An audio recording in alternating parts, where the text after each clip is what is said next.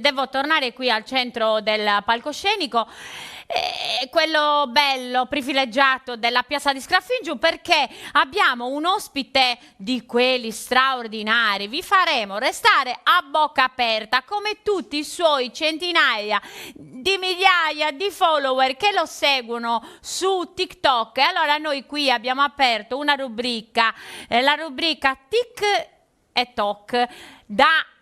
Dal mondo dei social, l'applauso è per Federico Leonardi. Buonasera a tutti.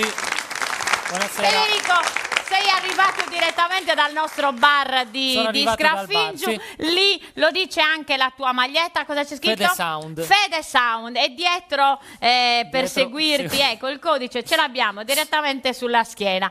Federico, io so che tu sei amatissimo sulle tue pagine, più di 160.000 follower, esatto. e contatti e non si contano, perché tu però fai davvero una cosa straordinaria. Intanto tu sei di Villanova Forru. Sì, ecco. sono di Villanova Forru. Com'è nata questa tua passione? Dimmi un po'. Allora, io sono un musicista, ho studiato in conservatorio musica elettronica, poi sono professore, ma sono anche un content creator, quindi da circa un anno e qualche mese sto pubblicando in maniera costante dei video un po' particolari, con strumenti soprattutto particolari. A proposito di video, poi ne parliamo, sì. Però voglio far vedere adesso una clip dove Federico è lì all'opera. Guardate un po' che cosa fa.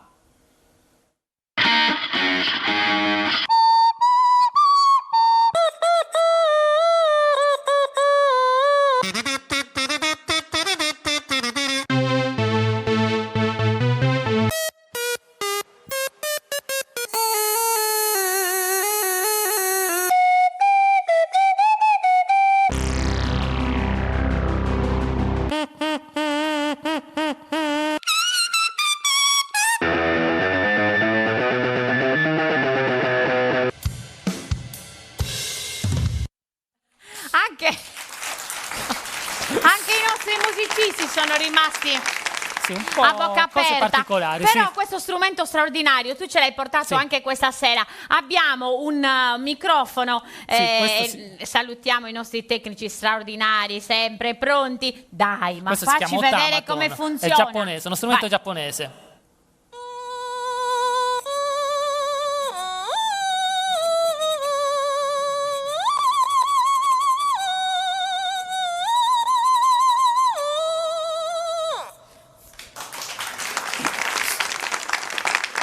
Federico, io so che cosa chiedere per il mio prossimo compleanno. Esatto, un Otamaton. Non lo so suonare, però Non fa vedrai niente. che io migliorerò. Ti saprai divertire. Aspetta, voglio ancora guardare un attimo un'altra clip e vediamo un po', perché tu suoni strumenti tradizionali ma in modo... In maniera non convenzionale. Non convenzionale, chiaramente. Vediamo ancora.